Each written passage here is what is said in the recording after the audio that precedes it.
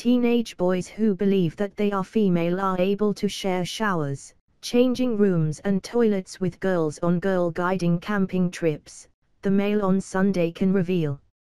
Official advice to guide leaders also says members who are boys, but identify as girls, should be allowed to sleep in the same tents and cabins as girls when they are away from home on trips. The controversial move comes after the group, formerly the Girl Guides Association, changed its girls-only rule to allow transgender girls born male to join. The advice, which applies to girl guides aged from 5 to 25, is published on the Girl Guiding UK website in a section on organising accommodation for residential trips. Under the heading Using Facilities it states, the use of gendered facilities, such as toilets, can cause anxiety. Members are allowed to use the facilities of the gender they self-identify as. Asked by the Mail on Sunday if this also included showers, toilets and changing rooms, a guides spokeswoman said, "That is correct."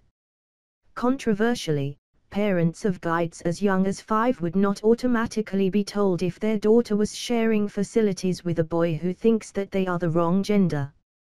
Last night critics warned that allowing transgender guides, particularly those in their teens, to share accommodation and personal facilities on trips posed a threat to the safety and privacy of girls.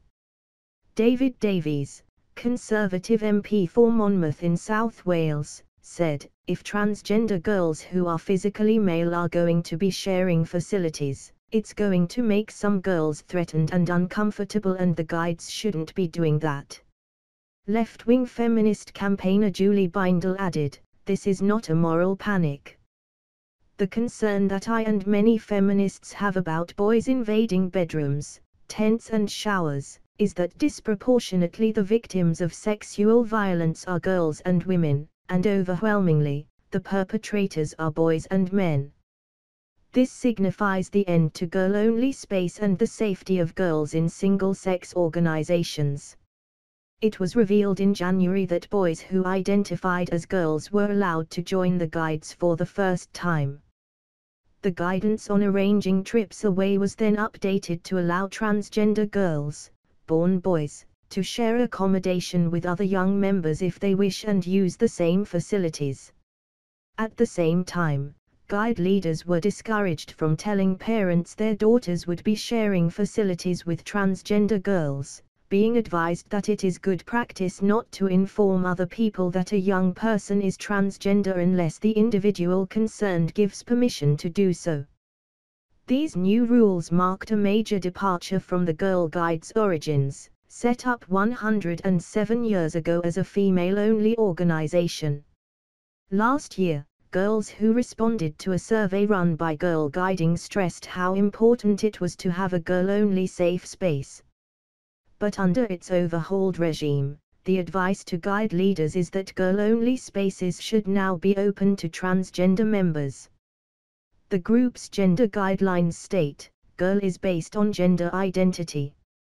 This means that any child who self-identifies as a girl should feel safe and welcome in our girl-only space regardless of the sex that they were assigned at birth.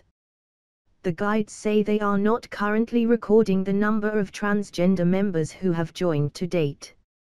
And Girl Guiding Chief Executive Julie Bentley defended the rule changes, saying that the organization was simply complying with UK equality laws that state people should be treated according to their acquired gender. The move comes after the government's July announcement to allow adults to legally change their sex without a medical diagnosis.